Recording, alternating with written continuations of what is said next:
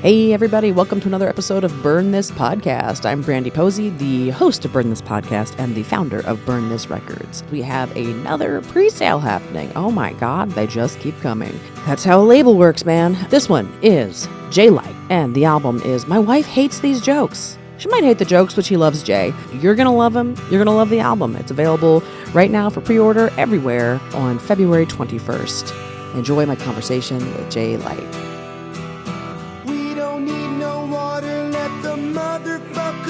This podcast. You ever take any classes at Barnesville Art Park? No. So they have, apparently it's very competitive. Okay. It's all public and very cheap.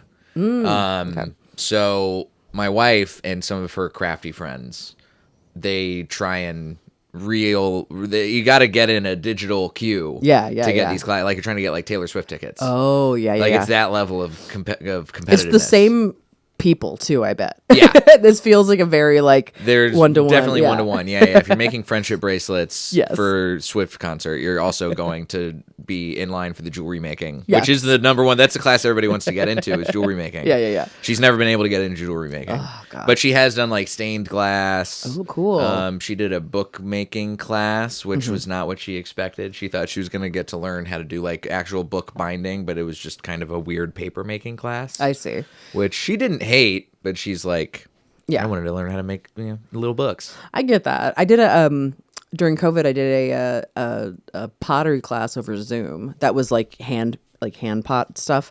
But I finished the session, but I did not come back because it was very Pasadena based. It was a lot of like every Pasadena mom stereotype was happening at once in this class, and I was like, I can't be in a class that is starting with a land acknowledgement that then complains about homeless people. Like, I can't. This is like not fun for me to like just sit here and just angry. I'm making angry pots, and that's not why I took this. It's going to show up in the work. Yeah, it will. It's going to be too pinched at the top. Exactly. It's not going to hold water. Yeah, no, it does not hold water. No, none of it holds water. None of it holds water. That's not why I'm here. Oh my God. Jay, you have an album coming that's out for pre-sale right now when you're listening to this, but if you're listening to this in the future, it's out. My wife hates these jokes. Your crafty wife. My crafty wife. Did you know that she was crafty when you all got together? No, I feel it was one of those things that sort of revealed itself. Okay. But her level of like craftiness is also she's never stuck with like one thing. Yeah. Crafting wise, she's sort of a multi-hyphenate. Like her dad is a carpenter. And the one thing I knew for sure about her when we first started dating, we talked about like what her parents did and all that stuff. And she has a lot of like, woodworking skills that she picked up from her dad. That's cool. So she like when we first were dating, she lived and her bed frame that she had, she built herself. Wow. And she only used a screwdriver and a handsaw. Wow. To do all of it. That's fucking cool. And then we repurposed the bed frame when we moved in together to make a bookcase. I love that. Yeah. A lesser man would have a problem with that or would be like intimidated or something. I think that's great. It is great. And part of it too is that because I know that like any of my house related skill sets do not even come close to overlapping with anything like that. I just let her take the reins. That's great. And I am her diligent assistant and I make sure that I don't, if I'm doing something on a project, I never do it without running it by her because she will not like it. She also has some pretty crazy OCD, so she will notice if something is like a little bit off. She got high standards. Yeah. And she will see it and go, "This is a little bit crooked. I can't stare at this being this crooked like this forever." My father can't see this. No, I can't see this. But yeah, so I knew that, and then seeing all of the other like she likes, she's painted a little bit. She did drawing for a while. I got her for Christmas a few years back a block print making kit. Yeah. So cool. She like carved, little linoleum like print making stuff for a little while, and Now she was doing stained glass for a while. Yeah. She's got a multi-hyphenate. I love that. Multi-hyphenate wife. Multi-hyphenate. Multi-wife in it. I mean, save that for the next album. Well, multi-wife in it. There we go. Multi-wife in it. When I go into my polygamist era and I'm multi-wife in it. We don't call it polygamy anymore. We call it I'm a multi-wife in it. I'm a multi-wife in it. It's Mormonism for the new the new generation. It's the LinkedIn version of Mormonism. Yeah, very much so. God, what a nightmare. What a nightmare to be Facebook friends with all your lovers. Oh man. At once. And you just see all of their Facebook statuses and all of their family's Facebook statuses. I just feel like the comment sections on every post would just give you anxiety. Just to be like, please don't fight. I know that we in person we're all fine, but we're different people online. You know, Online you can't help yourself. No. In person you can exercise some restraint. Yes. Like at our wedding, my most I don't want to say unhinged because I don't think it's completely accurate. But it's the only word that I can think of to describe my most unhinged relative online, at least on Facebook. The person whose takes I disagree with the most and the most consistently. Yeah. He was totally normal at the wedding. Of course. And of course he's going to be totally normal at the wedding. Of course. Because he's a normal dude at the end of the day. Yeah, it's just online unlocks a thing in their brain that you're like, what? I'm in here in Eagle Rock. There's a regular neighborhood Facebook group, but there's an evil one. That is straight up just MAGA people. But I am in it as a lurker, and I just have been screen capping. I have like a folder of screen cap. Called Town Hall Screenshots right here of just like the most reprehensible memes you've ever seen. Oh my god! And I just to remember their names and memorizing their faces, and I'm like, I need to know what these Nazis look like in person. I gotta just keep an eye out. Yeah. Just like slowly been watching them. I live on a street in Highland Park where we have a few MAGA people on the street. And I've always known that there was at least one because when we moved in, it was during COVID, and there was somebody who was writing, like, you know how on a car they'll have like, if it's like somebody's prom or somebody's like birthday, they'll write on the back with like the chalk. Yeah. So she was doing that with like political messages. Oh no. And was doing stuff like Fauci lied, people died.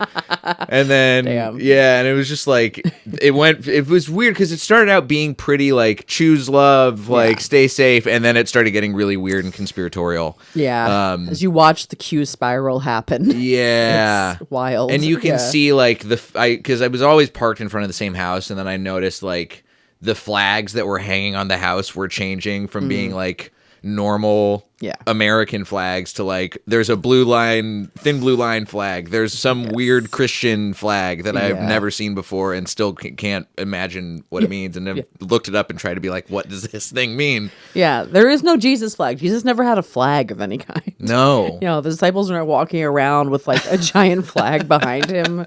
I wasn't part of it. But I've never been able to see what this person actually looks like. Oh, wow. And I just see a house, and I see there's no car paintings anymore. Yeah. But there's still, weird flags hanging out in the front. Damn, man. So at some point they who knows what's going on in there? I don't know. I think my neighbors have had run-ins with this person. Okay. But I don't. I got nothing. At least they've fully retreated inside. That's like, sounds like they've become like a full indoor kid. For better or for worse. I'm like, well, I don't know. I mean, yeah, I've definitely got there's definitely some MAGAs around here, but they also hate my home, and it makes me happy how much it upsets them. Just the look of it? They hate the skeleton. Yeah, because it's purple and happy. There's one guy that calls it the Barney house, and you're like, Barney? Barney was a lovable purple dinosaur. Yeah, and also 20 years ago, what a reference. Yeah. You're like, we're not doing Barney jokes anymore, guys. Like, I think. Yeah, we're going to Bluey now. Yeah, exactly. Yeah. Keep your references. Are you making a Eureka's Castle joke? Yeah, I know, exactly. Come on now. Yeah, exactly. What is this, a Today Special? My wife learned something new about her at our honeymoon. We were at a very nice hotel. We were hanging out by the pool. She looks over at me and goes, honey, I have to pee. Should I do it back in the room or just go into the pool? What? Did you say pool, Steve? Okay, good. I was hoping. I was like, you can't be... Oh, okay, cool. I was worried you were taking my wife's side on this. Like a crazy person would. I don't even know what you said. I'm not even going to ask. I'm trying to figure out what you said. She did. She wanted it. She was like, I'm going to go in the pool. Clearly, right? And I was like, what are you talking about? The inner lifeguard in me came out. I was like, what do you disrespect the pool like that? She was like, Jay, I've peed in every pool I've ever been in my entire life. You can't just drop that on me after we're already married. I got tricked into loving someone who pees in pools. That's a stain on my record. That's a green stain that spreads out. A lot of jokes on here about weddings because, like, you guys just got married. Congratulations! Yes, thank you. Newlywed. Planning How long our does that honeymoon. last?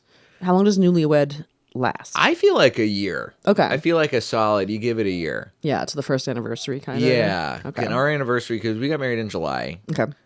So we still have, as of this recording, a couple months left. Okay. Yeah. On that contract. Yeah. On the newlywed contract. Yep. I mean, we had a lot of other friends of ours. There's so many weddings that we went to because my wife didn't originally want to get married in the like traditional sense. Like when I first talked about getting married with her, we were both like, "All right, what are we looking for here? Like, what do you want?" Yeah.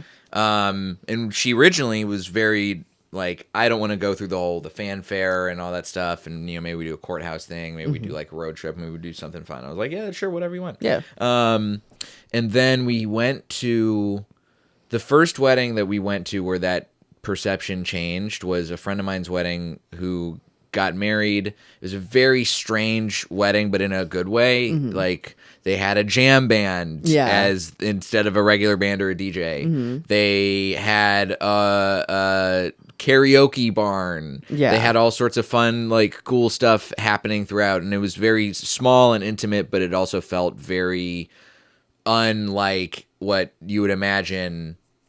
The weddings that we had been to together previously were like very traditional. Like my mom's side of the family is all Catholic. We went to like the Catholic weddings, and it's like there's so much pageantry and there's so Ave much. Maria. Oh my God! Yeah. You're literally like kneeling and standing up and you're doing the whole thing, and then we went to this other wedding. She was like, "Oh my God, we can do a wedding that's just us. Yeah. Like you can do however you want." And I was like, "Yeah, let's do whatever we want to do."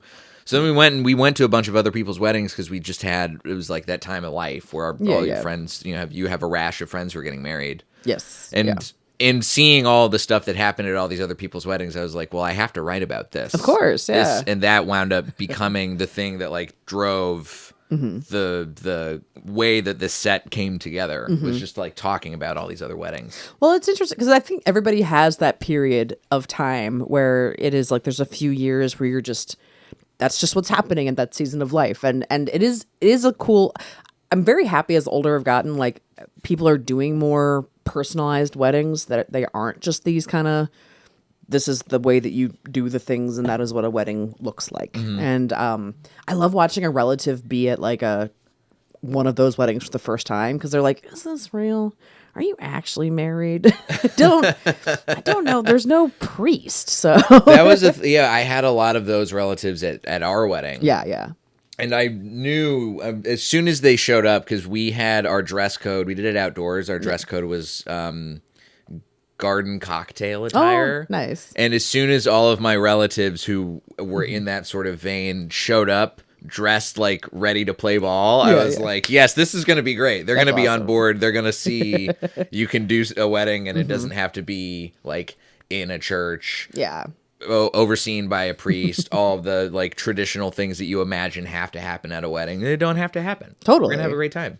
Have you guys been to weddings after you've been married in this newlywed period and been like, our wedding was better? Yeah. Oh, good. Yes. Yeah. Of course. So far, just one. Okay. But we've got a couple other ones on the books this year, and I am hoping that we can continue to say the same thing. I bet you will. I think that feels like that would be an exciting phase of being married, of just like getting to be like, Yeah, but like we're doing it better though, right? We did a better job. Yeah, We know we did a better job, right? Yeah. Yeah. Did you have like any thought, like, were you very open, or did you have like any preconceptions of what you wanted your wedding to be? I never know if like guys think about that at all. Really? I didn't. Yeah, I don't think I ever had any like preconceived notions, because I just knew I wanted to be married to my wife. Yeah. That was the only thing that I really cared about. And I think that the notion that I did have to like divest myself of was, well, the wedding is not just it's like the guy doesn't do anything and it's all the girl's day, right? And that's not the case. Yes. And especially now, I am very glad that I was like actively involved in the planning, because I didn't want to have a wedding where I also was like setting myself up to fail or not enjoy myself, you know? Yeah, totally. So being involved and being like, yeah, this catering sounds good. Yeah. This photographer seems cool. This venue looks great. Yeah. As opposed to just letting, taking the full total back seat, which I think was the standard default man mode for so long. Yes, yeah. And sitting there being like, well, why would you put yourself in that position? Yeah. Why would you do a wedding and get married to somebody and also not try and enjoy yourself? Yeah, exactly. And it's also like, you have opinions and like thoughts and like taste and things too that you're like, I mean, yeah, it seems like, I think there is part of toxic manhood that's like, it's all gay stuff that I'm not supposed to care about. And you're like, no, you're allowed to also feel nice and have a good time. Yes.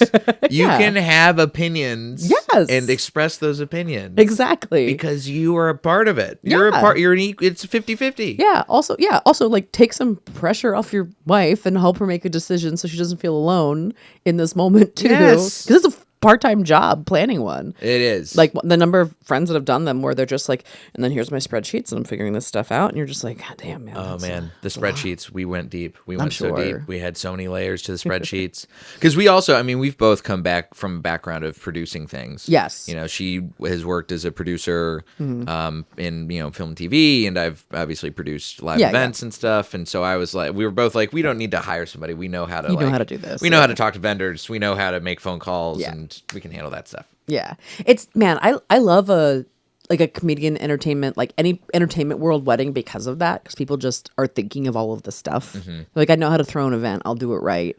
And it is like, I think there's also like a pressure of like, you want it to be like, quote unquote, the best day of your life. But you're also like, but I've thrown this fucking like ripping events before too. So like, this is like very special, but also like, it's not the first and only time I've ever done like a thing. Yeah, exactly. Yeah. It's all about there's something about having a bunch of prior experience running things and knowing how wrong things can go too. Yeah, definitely. I think that's something that like in entertainment happens a lot. Yeah. Nothing is ever perfect. And I think allowing us to treat the wedding like that too made it much easier to plan. Yeah, exactly. Yeah, you're like, this is a production. This is like a show, but it's just like, there's some jokes, but it's not. Yeah. Yeah.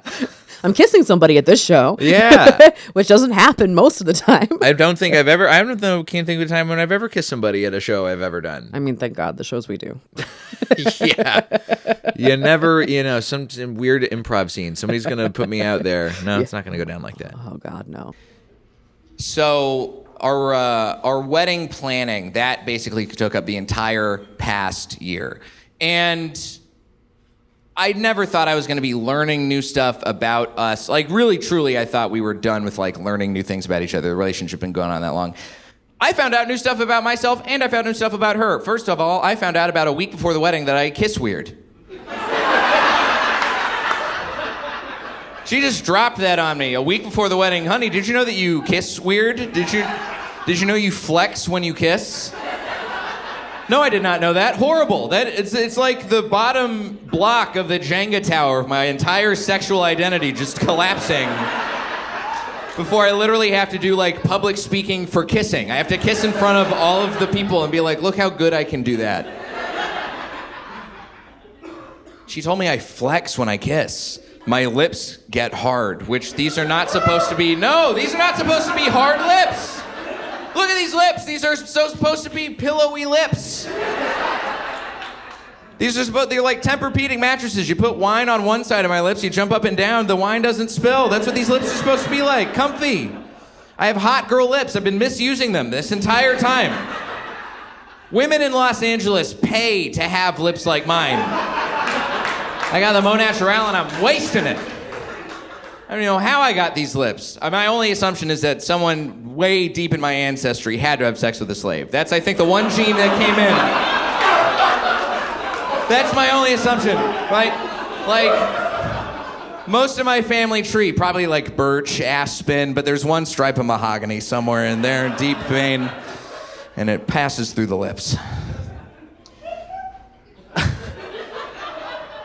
was like a tea kettle being ready to go. We got it a boil with that joke. Do you do improv? I had for a while. Okay. You took a long beat with your eyes when you said that. Yeah. It was funny. I did. I thought about it. Yeah. I had to, I had to flashback to that era. We all do. I course. did a couple of years when I first started. And you just it's figuring out where you live in comedy, I think. I'm happy I did it. I'd be curious after having done comedy for like 17 years now to try it again, because I think I would actually potentially enjoy it more now. Because when I'd never been a performer at all when I did improv. Oh, so you started super fresh. Yeah, I was like, I don't know, I want to do comedy. Do I want to do stand up? Do I want to do sketch? Do I want to do improv? I guess I'll take a class of everything and trying to figure it out from there. Makes sense. And like improv, I'm the writer in my head really was annoyed at not getting like a second to perfect the joke, and I was like, okay, well, this is definitely, I'm not enjoying this at all. Yeah.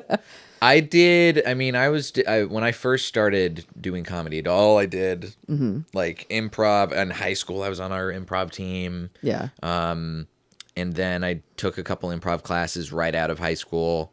But then I just started doing stand up, and then I was like, I don't need, this is not really for me. Yeah. I think stand up is the move. And then when I moved here, I was doing improv for a while, or I did stand up for a long time and that was like my only comedic output. And then after a while, I started to be like, maybe I would like to just sort of explore a little bit more. Yeah. Because I feel like that was, I didn't want to feel like I was too stuck in one channel of something. And I was like, I'd like to learn a little bit more. I've never learned anything about sketch writing. I'd love to learn how to write a sketch. I'd love to try and maybe be on a house improv team somewhere. That'd be cool. Yeah, yeah. And I did all that stuff for, I was on a house improv team at the PAC for a couple years. Nice.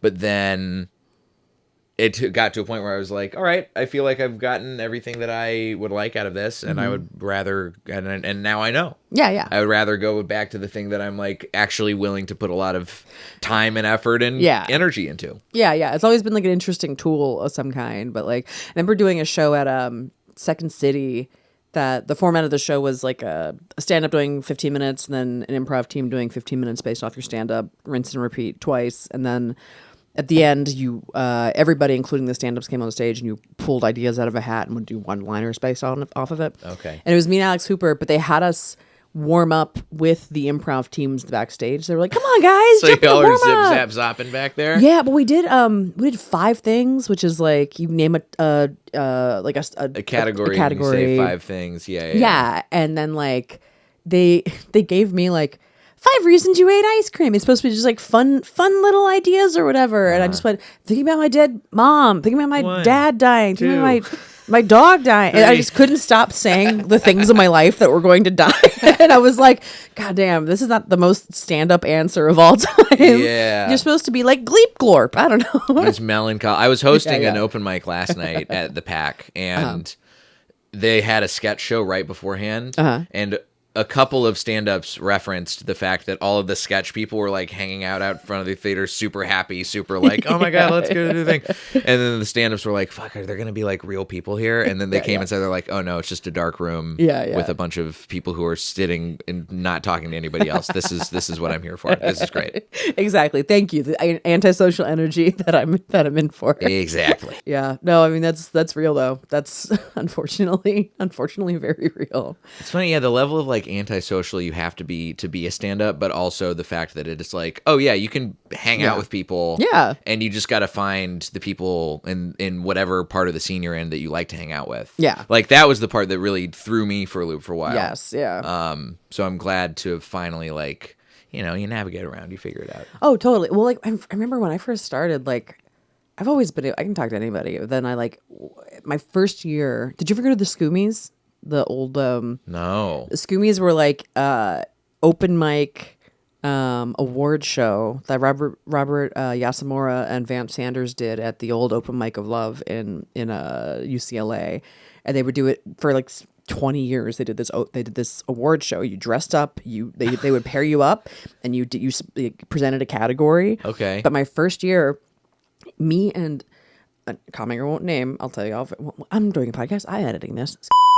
Okay. We tied for best networker. And I was so horrified. When I came on stage just to I was like, I like you guys. I'm genuinely trying to get to know you. It was like how I accepted it. I was like, I genuinely like you. What the fuck?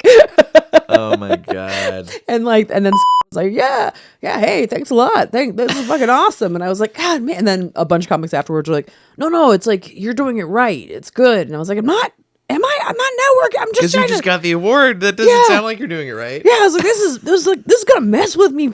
Should I be meaner? I guess I should be meaner now. Okay. Man. That's so. I remember when I first started because I started in North Carolina. Oh, okay. And the scene in North Carolina at the time, it was small, but it was like a dedicated group. Just because there was. In every major city, there was some sort of a comedy scene. Yeah. But you had to travel a lot if you wanted to be getting up with any degree of regularity. And so there's a bunch of people who were around, and I was just like showing up, like 18, 19, 20, and totally thought that the thing you had to do was just like compete to win and to be in charge, to like be on top of the scene. Yeah. And so I didn't talk to anybody. And people were trying to like, they would come up to me at open mics and trying to like have a conversation with me, and I would basically just like wave them off. And then eventually somebody was like at an open mic and just like refused to leave the table. And then I was like, oh, you're supposed to like hang out with people a little bit too, I guess. Can you imagine getting waved off by an 18-year-old right now? Just no, it would break me. I would laugh in their face forever. Like, no, you don't get to do that. Yeah, I'm glad that they powered through. Yeah. Because then I was like, oh, okay, yeah, you're supposed to like not be a total standoffish. Well, you might have been using some of your negging skills, which you learned. Which I learned as a pickup artist. Yes, exactly. Yes. I think they should teach you how to flirt in sex ed at a bare minimum. They should teach you how to flirt in sex ed. They don't teach you how to flirt. I had to look that up online too. Now, of course, I was not Googling any of this stuff. I was on Ask Jeeves. It's the right move. Yes, Jeeves is no snitch. Jeeves has seen some shit. I looked up how to talk to women on a website called becomeaplayer.com, which unfortunately no longer exists. So you're SOL, fellas. It's a pickup artist website, is what it was. It was weird. Pickup artist techniques are not meant for 14-year-old boys. It doesn't apply. I don't know how much Mystery Method you all have read, but don't expect to learn how to talk to girls in your cafeteria. It's about talking to women at bars, not your classmates in the lunch line. There's no peacocking by cutting to the front and being like, excuse me, the lady will have the chocolate milk on me. Put that one down. Sup, girl, my allowance just hit. You want to go to the Cheesecake Factory after this? I got it. It was so, I remember I was on LimeWire. I was like downloading all these ebooks, these pickup artist books. I was reading that. I was downloading porn, of course, and I was downloading the porn and the ebooks back to back, and then like reading and watching and reading and watching, really optimizing my time, really putting my AP education to work. And I remember, there was this one book I read that was called Double Your Dating. Yeah, my man! David D'Angelo fan right here in the front row. I don't know how bad at math you were, but I was horrible at math. I forgot that 2 times 0 was still 0. So the math checked out for me. Nothing doing. In middle school a little bit, but more so manifested in high school. Yeah. I was always had all of my friends who were like always dating somebody, which like even at that time was like you're just holding hands with them in the cafeteria. Yeah, except for that one freak dance couple that you're like, what the fuck? Yeah. And you're like, oh, you were both molested. That's what happened. Yeah. You guys definitely should not have been. There's too much sexual energy going on between 7th graders. Yeah. What's going on here? Yeah. But I remember I was like so girl crazy, and I was like, I don't know how to talk to women at all. Yeah. And so I was like, what do I do? And I literally I Googled it. Yeah. And I found this website that I talk about called becomeaplayer.com, which no longer exists. RIP becomeaplayer.com. Was it like an Angel Fire, GeoCities type situation? Yeah, it was very like you could tell somebody had just taken like the GeoCities template and then just like he was like acid blue and just like this very like the links and the colors and everything, and there's pictures of like there's a lady in a bikini and there's all the stuff. It's like you got somebody who knew how to put like the clip art in the right places. Hell yeah. Yeah, I read like that religiously, and then I found there's this book I talk about on there called Double Your Dating that was like a pickup artist book. Yeah. Which this is part of I'm revising a canon for J-Light heads out there over the years. I've said one of the things that like got me into doing stand up was like a friend of mine got the comedy Bible in our senior year of high school. Okay. And he was looking for a comedy buddy, and I volunteered. But truly, before that, and this is something I was too embarrassed to talk about until I brought it up on the album. I'm like, you know what? Who cares? Now we're here. In Double Your Dating, it says that it helps you get women if you can be funny. Oh. And it recommended a book called Comedy Writing Secrets. Oh, wow. That I then actually purchased. I went to Barnes & Noble and got a copy of Comedy Writing Secrets and religiously read it when I was like a sophomore in high school. Damn. And so that was like the true genesis was becomeaplayer.com. I love that. That's amazing. Holy shit. But yeah, it also, I learned negging and peacocking and all of that horrific stuff. Too. Did you have a hat? No, I didn't have a hat. I tried doing like jewelry for a little while. Okay. I tried to do like a necklace. Here's the problem is like I did not none of the stuff really stuck. Like I didn't have enough time to like work out like what to do from like a peacocking or negging standpoint or any of the other like pickup artist tips that it talks about doing. Because also a lot of that stuff just like you can't apply it as a high schooler. No, it's not. You really can't. No, it's not for high schoolers. No. It's for like what year do you think that shit starts actually? I mean, does it ever work? Is the question actually? But I mean, I've seen it work sometimes. It depends. It's mental illness playing against mental illness in those relationships. Yeah, mid-20s kind of. You can out of pull college. It off. I mean, you can probably pull it off in college a little bit. Yeah. Like I will say this. There was a level of I think the deep pickup artist coding of just like some of the not shittier lessons. Yeah. Of like negging I didn't ever understand. Yeah. Like I was like, this doesn't make sense. Why does this work? And they're like, it's biological, blah blah blah. I'm like, I don't understand. This doesn't sound right to me. Yeah. But there would be times where it was like, ask if you're gonna open a conversation with somebody, have sort of an interesting thing to say beyond just like introducing yourself. Yeah. Like find the side way in. And I remember doing that sometimes at parties in college and it working.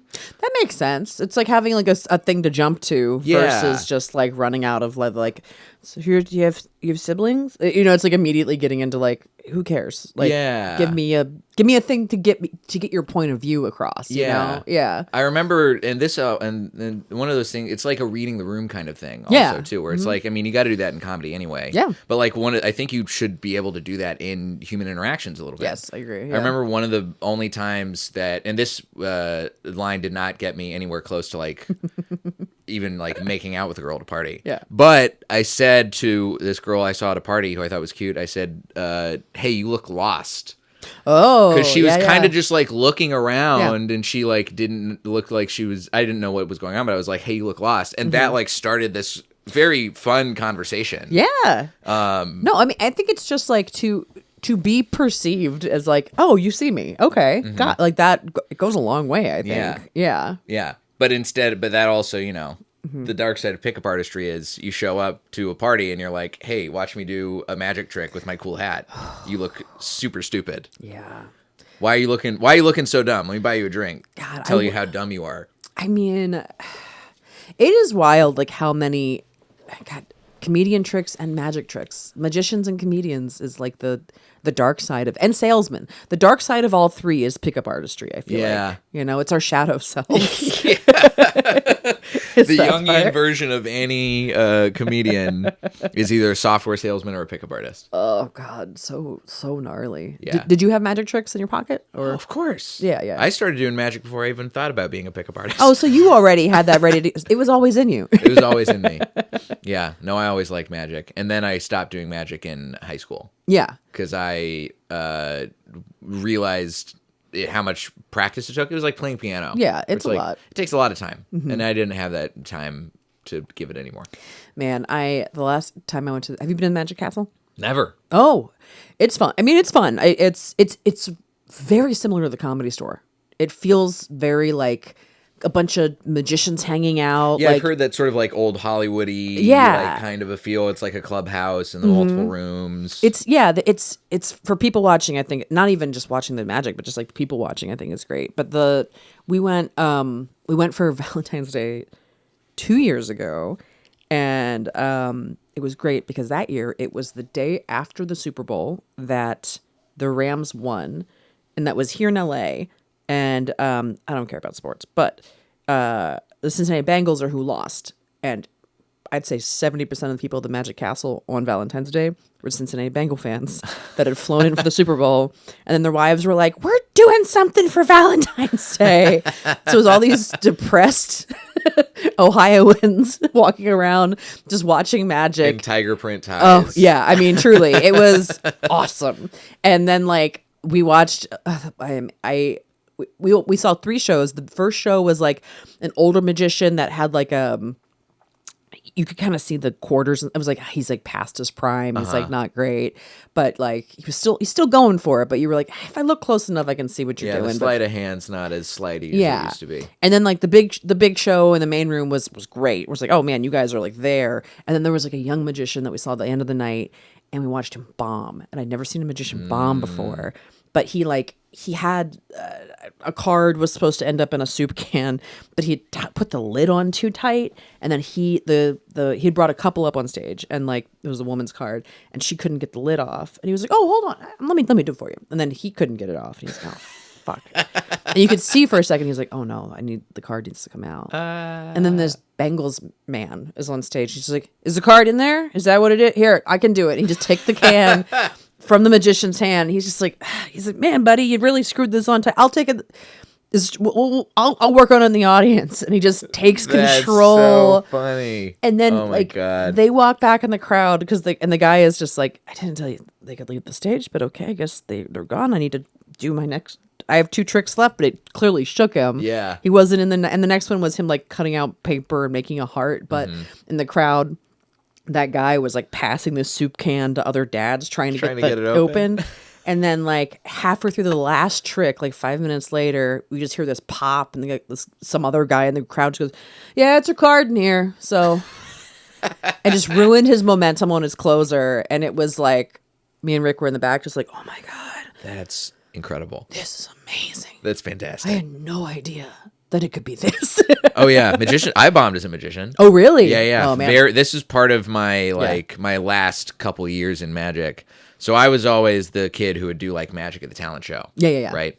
And my sophomore year of high school, I was doing okay. Yeah. It wasn't bad, but it wasn't like my best performance. Uh-huh. And the whole thing, I had this trick at the end that was going to be like, I was going to get wrapped up in a big tarp on stage. And then they were going to unfurl the tarp, and suddenly someone else was going to be in there, and I was going to enter from the back of the Oh, wow. So you're doing like big magic It was tricks. a big illusion. It was Yeah. like a big deal. I was like, I'm going ham. Wow. Okay. I've Yeah. spent my hard-earned allowance on penguinmagic.com Yeah. tricks and tips. Yeah. And I'm not going to put them to waste. Yeah. Problem was I didn't have a chance to rehearse because I needed 2 people to be holding this tarp. Oh, okay. And one of the people was a friend of mine, and the other person was someone who I'd never met. Oh, boy. And we didn't rehearse it, and they walked too fast. Part of the thing was I was supposed to have enough time to like run off stage hidden by the tarp. And the problem was they were walking too fast, and they didn't give me enough time to get off stage. Oh, fuck. And so I did what I was like, well, this is all I got. And Yeah. I jumped, and there was a gap, and everybody saw me jump off stage. And then I ran around to the back, Yeah. and by the time I ran in through the back of the room, everybody was literally, I was like the laughingstock of the whole school. No. Fuck. Ooh. Fuck. That's. It was damn. horrible. But Man. then the next year I came back and because they were like, oh, this horrible magician kid, he's never going to be able to Yeah. recover. And then I pulled off a great, very classic magic trick of like a disappearing ketchup bottle, which cool. if you've never seen it, it's a very simple, effective one. Yeah, yeah. Pulled that off. Total redemption. And then I was God. like, cool, I'm leaving on high. No, good. I mean, that's, oh, man. Woof. Because bombing as a magician, it's like, that feels, you need like hardcore chops to be able to like deal with that, I'd imagine. Because it's like, to even like reset the room with that. Because there's all this other stuff happening. So it's not just like, you're not just doing stand up. You know, it's not like, man, yeah. It's a real true, like, you have to be not just funny, but also like distracting. Yes, yeah. And that's the really tough part. Because if you fuck up the distracting, Yeah. then you're definitely, you have no chance. Yeah. And I was not, that was like the first time I'd ever done so, like, on that level, bad at something that it really devastated me. Yeah, I'm sure. I'm like 15 years old. I'm like, almost, totally despondent, crying at home. Yeah. Like stress eating. It was a bad time. I mean, I feel like, did that make like bombing in early years of stand up easier to be like, well, it'll never be the tarp. Yeah, I think it adds a little bit to be like, and nobody is ever going to be as bad as the tarp at age 15. Yeah. But it did, I feel like now I've also adjusted the way that I bomb too. Cause I feel like when I was first starting out, the bombing reaction that I would have would to be like to get mad at the crowd. Yeah. And that, I remember like one of the very first times I bombed in like my first couple years of doing stand up. I think it might have been literally like my 4th or 5th time doing a set at all. I started bombing and I started lashing out at the crowd. And then somebody was literally just in the crowd said, "Oh, we can't hear you." Oh. And I was like, "What?" Yeah. And that was, I was either I was probably a combo, but I was talking too fast and the mic, I was like not speaking into the mic the correct way for it to be heard. Oh, okay. Got it. Yeah. So it was like purely just a technique thing. Yeah. I mean, I'm sure the jokes were not great either because I'm like, first 5 times ever doing stand up. I don't even remember what some of those jokes were. Of course. Yeah. But I can now be, and then I was just like so bewildered, just like, what am I supposed to, but then my gut reaction is still like anger, and then like I want to take that out somehow. Mm-hmm. But it's very different than just internalizing all of it and being like, oh my God, what a nightmare that I have created for myself. Yeah. No, definitely. Oh, that's not about, okay. That's not, it's about me, but it's not real. It's not like a judgment on my soul. It's not, it's not like you've made every possible mistake you can. And you will never be able to recover from this. It's, you just got to learn how to talk into the microphone properly and maybe slow down. Yeah. And then also, get some better jokes. But first of all, learn how to actually be the technical side of being a comedian better. My wife hates a lot of these jokes, honestly. But that's fine. I love her, and we have had a great run. We've been together a little more than 7 years, got married on our 7-year anniversary. The mystery is gone in our relationship, and honestly, that's just the way I like it. I don't want any mystery in my relationship. No, I know I look like transgender Velma from Scooby-Doo, but I want zero mystery. No thanks. Don't need a dog, just me and my wife and our cats. We do have 2 cats. I am a cat dad now. We live in a gentrified neighborhood with our cats. We are part of the problem. We're doing everything we can. Kids in our neighborhood used to have lemonade stands. Now they got cucumber water pop-up shops. It's very gentrified. 2 cats. One of them is depressed. That is the exact same reaction I had. I did not think this was real. I thought it was fake. My wife told me one day, she said, Edgar is depressed. And I said, that is bullshit. What are we... Where did you get this diagnosis? A BuzzFeed quiz? You know what Disney princess he is too? Come on now. And it's real. I found out it was real because I came home from work one day and Edgar was just sort of despondently on the couch, scrolling through Instagram, just looking at pictures of more successful cats. So sad.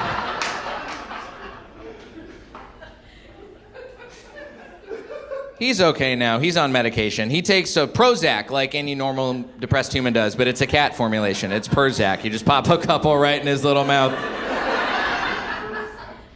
How's your cat? He's good. Yeah. Yeah. We have the depressed cat, Edgar, who's referenced on this album. Mm-hmm. He had a lot of weird medical stuff happen this year. He's fine now, but he had like... He's very spry, and then we have this other cat who does not get brought up, and she's a rascal. Oh, okay. And she had, because our other cat had so much medical stuff happen. Well, we just experienced this thing with her where she like out of nowhere, literally maybe like 2 or 3 days ago, all of a sudden it was like a switch flipped. Yeah. Something happened. She started freaking out. Full attack mode. We're like, we don't know what's going on. Whoa. And it was so swift. Yeah. We're like, something is wrong. Yeah. Let's take her to the vet. Let's see what's going on. Let's take her to the ER. We take her to the vet, and the ER vet is like, hey, we ran like every, all the physical stuff, and nothing is wrong. Mm-hmm. And do you want to do anything else, or you want to just like keep an eye on her? And we were like, bewildered. Yeah. It's like, I guess we'll just keep an eye on her. Yeah. And then we get home and she's totally fine. Huh. And we're like, is this you saying that you wanted to make us spend hundreds of dollars on you so that way you would get the attention that your brother has been getting this whole time? No, you gave your cat Munchausen's for attention. I love it. So now we're like, okay, we got to give you a little bit more attention so you don't make us go out of pocket, because insurance isn't going to cover your little tantrums. No, it does not. No, it does not. She's like building a cast of some kind out of toilet paper tubes. Just like, oh no, look at me. What happened? She's going to find a way to hook herself up to some sort of like old training wheels that she's going to find, do the wheelchair thing for the dog, for the cat. Yeah. God, can cats have wheelchairs? I don't think I've ever seen a cat in a wheelchair. You know what? I don't think I have, but I feel like she'd figure out a way to do it. No, she's wily. No, I agree. I mean, I agree. Cats just have like, their relationship to their bones is so optional, it seems. Often. Yeah. Where I'll just be like, how are you doing that? What's going on? Do you decide just not to have a vertebrae for a minute? Okay. I will say these are the Edgar, the cat on here. Yeah. There's a part of that joke that I had for a little while that I stopped doing just because I couldn't figure out how to get it to work on stage. Mm-hmm. But part of the thing with Edgar was the depression stuff. We wound up out over time. That wasn't ultimately what the diagnosis was. It changed because we found out a lot of it was allergy stuff. Oh, I mean, allergies they would depress me. They would. I mean, especially if you're allergic to, as we found out, every possible thing you can be allergic to. Oh, Edgar. We took him in for the test. It's literally like, except for food, which he can pretty much eat anything. Mm-hmm. Every possible environmental allergy he has. Oh, no. And he also is allergic to a bunch of stuff we'd never even heard. Like, he's allergic to human dander. Oh, what? And he's a real cuddly cat. Oh, buddy. So anytime he cuddles, he's self-harming. Oh, that is him doing it to himself. That's how his depression manifests now. Wow, damn. Do they have like a cat Claritin? Is that a thing that they can? Or he just got to deal with it. They have. So he's on an immunotherapy regimen. Damn. So he is getting all the attention. He's getting a lot of attention. Yes, so we give him a big it's like a custom made shot that he gets every couple weeks. And then, so he doesn't overgroom himself because that's the main way that his allergic reactions manifest. He takes this thing called a Topica. Which it's just supposed to like help with itchiness. Yeah. That's fair. I mean, Jack is on 6 different pills, so I go deep on pet medication. I get it.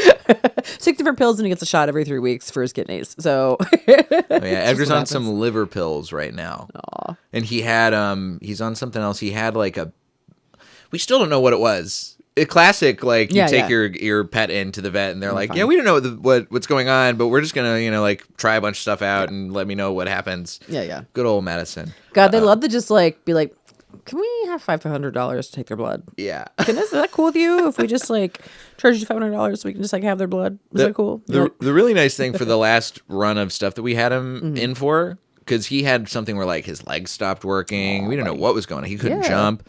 And because the vets tested, they were like, because we don't know what it is, we're going to just test a bunch of different things. Yeah. Is that okay? And we were like, sure.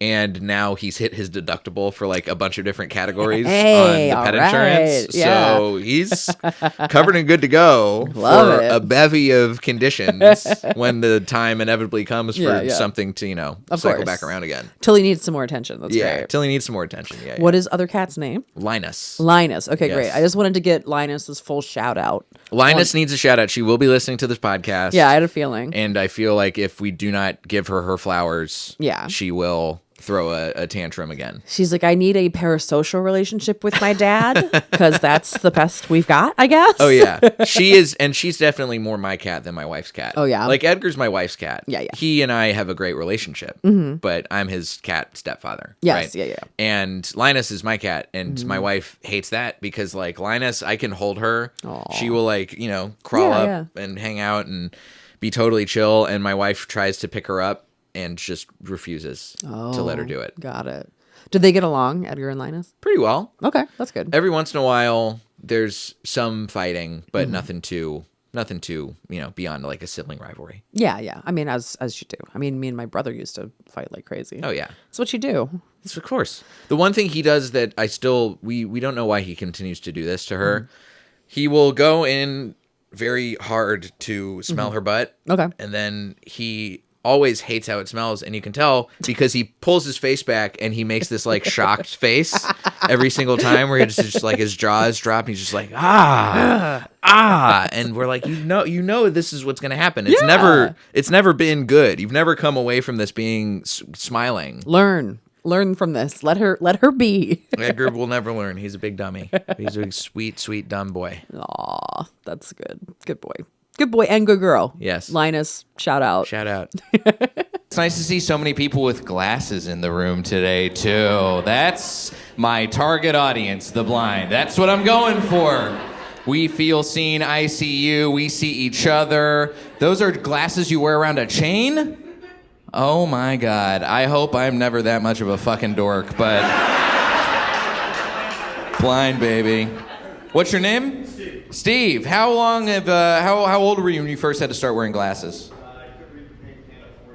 Oh, that 45, that's tough. That's a tough age to find out. Very late in life. You developed your personality at that point. Honestly, it fits. Glasses fit you perfectly. You're welcome. Well, I recognize you. You're one of us. You're part of the brotherhood, right? Like, you haven't had your glasses as long as I have, but you are an OG. Your original glasses in my book, okay? I fucking got you, buddy. I had to start wearing glasses when I was 8 years old, which is a tough age. I've had friends, people I've talked to at shows who've had to start wearing glasses basically as soon as they came out of the womb, which I think is even harder. You're so blind you suck the doctor's tits by accident as soon as you get out of there. That's hard. Tough. It's tough having growing up with glasses. You get called all sorts of names. Like, I've had my glasses long enough that I know everything that I look like at this point. I know everything that I look like. I know I look like Logic if you bought him on TikTok Shop. I know that. I know I look like Rick Moranis if he starred in Honey, I Shrunk My Penis. I know that.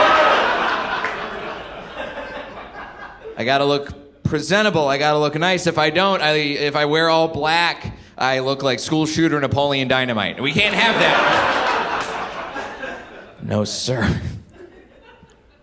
I got called all sorts of names growing up. As a kid, I had my glasses. I got called specs. I got called goggles. I got called four eyes, which is a slur for people with glasses. That is our word. They said it with the hard R for sure. Where's my homework? Four eyes. I got called gay for having glasses, which I think was very confusing for the kids. They looked at me, they're like, oh, this motherfucker can't even see straight. What's his whole thing? It was tough being a kid with glasses and not knowing what life was going to be like after that. That was the most confusing part, because I started watching all these coming of age movies. Be like, all right, well, middle school is a nightmare. What's high school going to be like? What's college going to be like? What's adulthood going to be like? All those movies, it's all like Breakfast Club, Mean Girls, Clueless. They all have one character with glasses in them, and 90% of that movie is trying to get that character to take their glasses off so they can finally get laid on prom night. We are unfuckable if we have glasses, Steve. That's what they told us for years. Hollywood sold me a bill of goods. They made me think, oh, you're going to go hang out at Barnes & Noble? Sounds like a couple of virgins, Jay. Enjoy your lack. I remember moving to LA, and then all of a sudden I started seeing people who were wearing glasses who actually did not need to wear glasses. Glasses became cool all of a sudden. They became fashionable, and I saw people faking it for fashion's sake. Rude. I saw these people, they have glasses. They don't have bad eyesight. You can see there's no frames in those lenses. You can poke right through that. Idiots, where's your protection? It's rude. You wouldn't fake it for fashion's sake for any other disability. You wouldn't. You're not going to see somebody like, oh my God, have you seen my new hearing aids? These things, huh? Beats by Dre, noise canceling. Hey, check out my new Louis Vuitton colostomy bag. I just had this thing installed.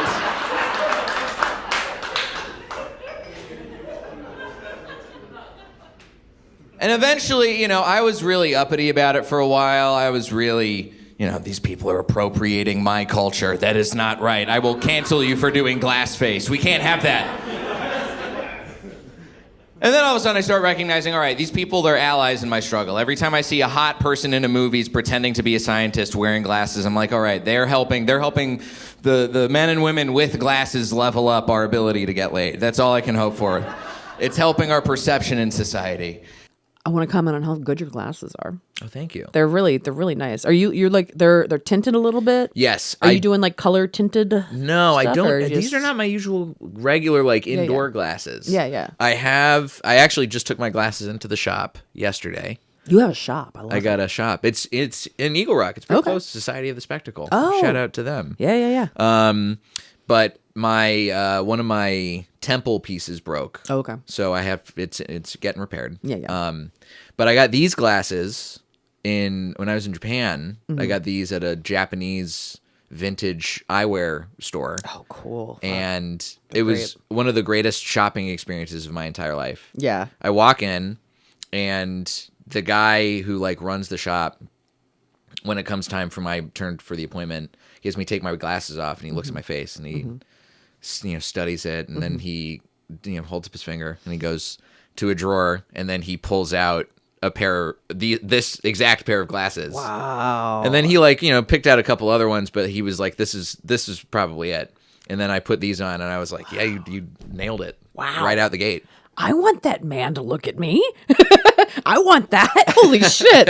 And I was just blown away, because I was like, this is the most accurate read Yeah. that I've ever had. Yeah, Because yeah, I needed new, and I was just looking, I was like, I need new prescription sunglasses. And so now these are my more accurate prescription and my more comfortable pair of glasses than my backup pair that I'm usually wearing. So today I was like, you know what? I'm wearing the sunglasses. No, they're great. Why not? Yeah, it's good. It's just a little bit of a tint. It feels like that would be very comfortable just to be around in all the time. I like that. Yeah, it's pretty solid. It's not, and it's definitely not so dark of a tint that even in a not super if there's not sun or lights, yeah. it's still I can still like see what's going on. Yeah, which is nice. Yeah, definitely. Yeah. Shout out, the 80s Japanese sunglasses brand, whoever made these. I don't know what they are, They're fucking great. I'm a big fan. Yeah. Do you have like a big prescription? Big prescription? Yes. That's not the right word. It is. Yeah. It is Big, big. big. Big problems with my eyes. Yeah. I've got the high index lenses. Okay. I'm like negative.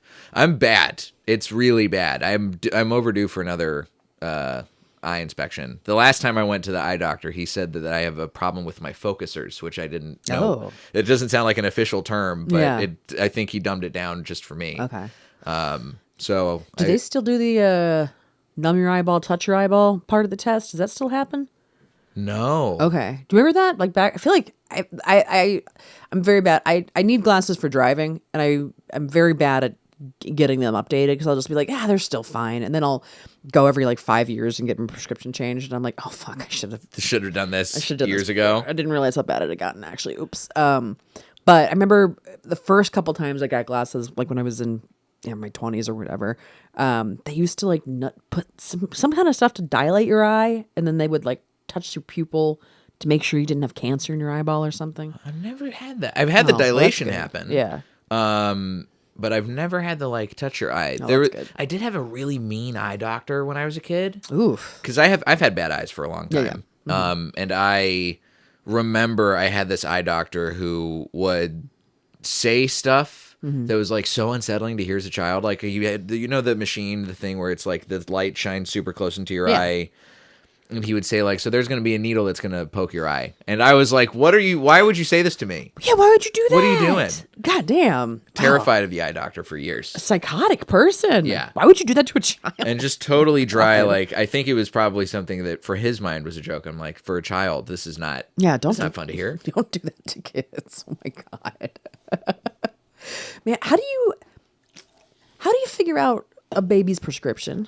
I always wonder that. When you see like a toddler with glasses, you're like, he can't say yes or no. Yeah, he can't say 1 or 2. Yeah. He probably doesn't even know beyond 5. No, he can't. He can't count. What are we talking about? I feel like you probably it's like reading glasses almost. Yeah. Like you probably just, try a couple pairs on, and there's got to be some sort of like visual field test. Yeah. Whatever the version of for a toddler the eye chart thing is, there's got to be some version of that. Yeah, there's gotta be, huh? Yeah, I just never thought about that before. I love a baby in glasses. They're always fun to see. They're just like, man, look like you're gonna play basketball or something. Yeah, because they got the strap on glasses. Yep. That's the real hardcore stuff. When do you feel like you found your the frames that worked on your? I mean, these are perfect, but like you have other great glasses too. But like, when do you feel like you found like the frames that worked for you? Honestly, not until my most recent pair of glasses. Really? Like the Okay. ones right before the ones that I'm currently wearing that I wear. That's my, what you could call me, the daily driver pair of glasses, I guess. That I think is the closest to like this is the correct kind. So it was like 5 years ago. Okay. Coincidentally, right around the time when I started getting the material for this album. There you go. Really cooking. Yeah.